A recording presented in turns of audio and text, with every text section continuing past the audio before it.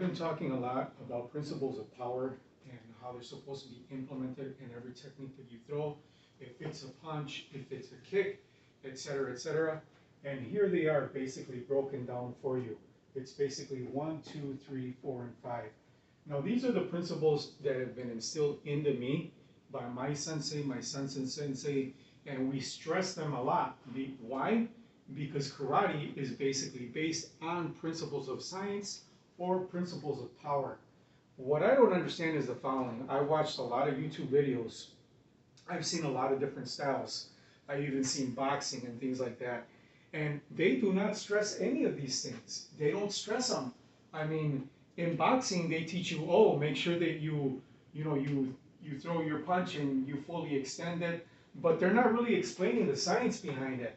And some of these styles, other styles that are on YouTube, and they're reputable styles, don't get me wrong, I just don't understand why they're not teaching them. Another one is Shorei karate that I've seen, that's basically a sister style to mine. And those guys are really good, but they're not breaking this stuff down. And there's other styles also that are out there, such as American Kempo karate, and who are very creative. But they do not break this stuff down in traditional Okinawan karate the way that we do.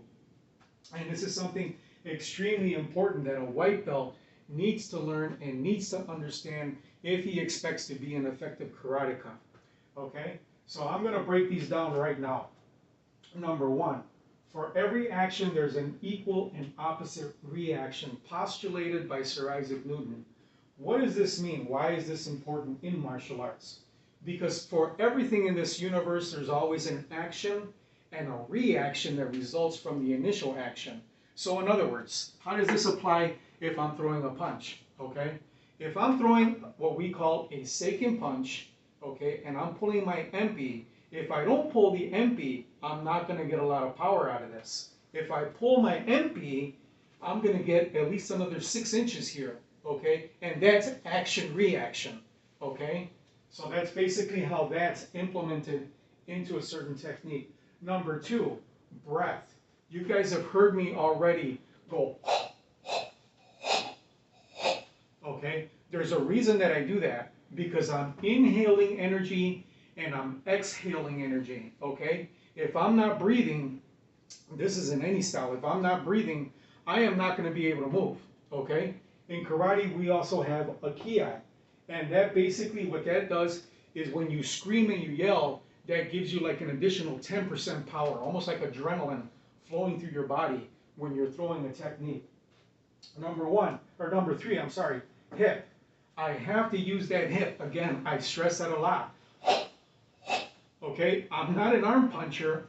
Okay, I'm not a leg kicker. If I'm going to throw a front kick, it's not going to look like this. It's going to look like that.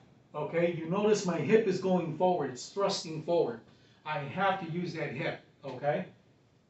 Number 4, technique. So I always want to stress that I try to do my techniques as perfect as possible.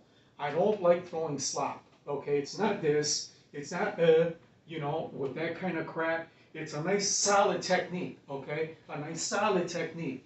Okay, and that's what's going to give you power. All right.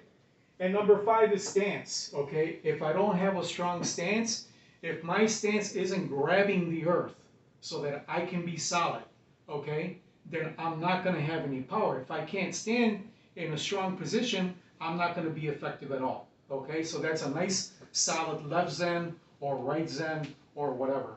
Okay, so that's basically it. That's basically all the 5 principles of power. There is something else you can throw in there. You can throw in speed, because you have to be fast. Speed is a byproduct of power. Okay, another one is snapping.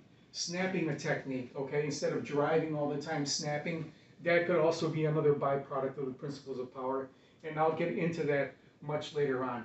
But anyways, if you have any questions, if you guys have any comments, if you practice these things, okay, in your style, please drop a line, let me know what you think, maybe we can have a discussion, or a little friendly debate. I don't mind debating on these things, okay? But again, I just don't understand I don't understand why these things aren't taught. I've seen tons of YouTube videos, these reputable karateka, but they will not talk about this stuff. Why not? Why? I don't understand it.